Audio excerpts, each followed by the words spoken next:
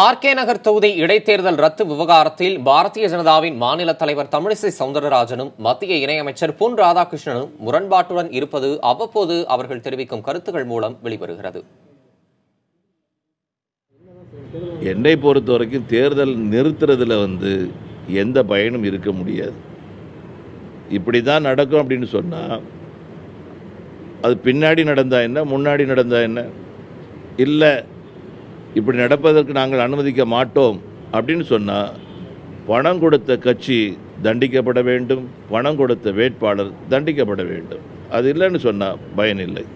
எனக்கு வியப்பாக இருக்கிறது, இங்கே உள்ள சில தலைவர்கள் இல்லை நடத்தலாம், இனிமேல் பணப்பட்டுவாடையை தடுக்க முடியுமா, இதுக்கு முன்னால் தடுக்க முடிஞ்சுதா, இனிமேல் அடுத்த தேர்தல் வந்தாலும் தடுக்க முடியுமா என்று அவநம்பிக்கையோடு இந்த தேர்தல் முறை எடுத்து சென்று கொண்டிருந்தார்கள் என்றால் இதற்கு தீர்வுதான் என்று முடிவுதான் எப்பொழுது?